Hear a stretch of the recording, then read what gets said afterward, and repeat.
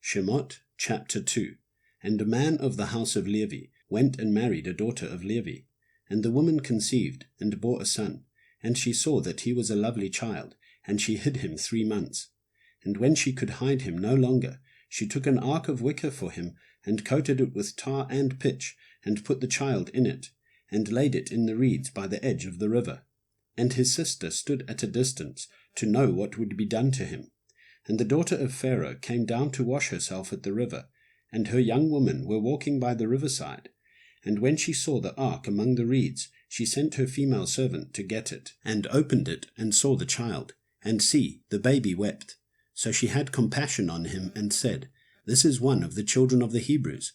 And his sister said to Pharaoh's daughter, Shall I go and call a nurse for you from the Hebrew woman to nurse the child for you? And Pharaoh's daughter said to her, Go. And the young woman went and called the child's mother.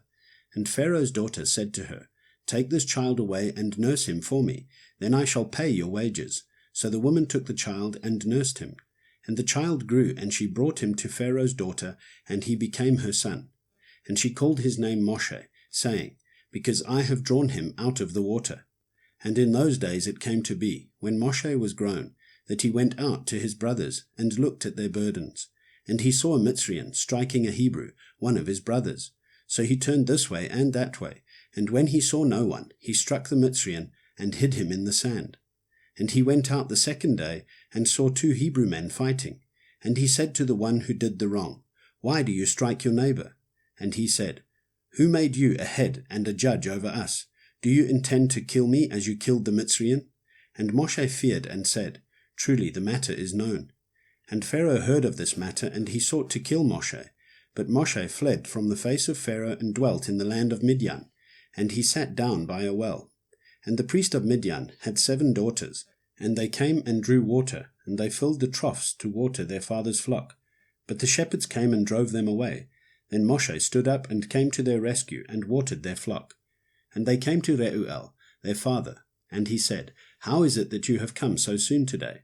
And they said, A Mitzrian rescued us from the hand of the shepherds, and he also drew enough water for us, and watered the flock.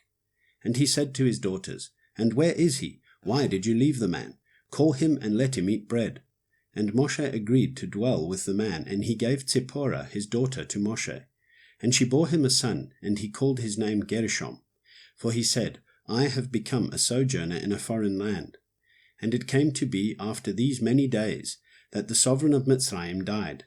And the children of Israel groaned because of the slavery, and they cried out. And their cry came up to Elohim because of the slavery. And Elohim heard their groaning, and Elohim remembered his covenant with Abraham, with Yitzchak, and with Yaakov. And Elohim looked on the children of Israel, and Elohim knew.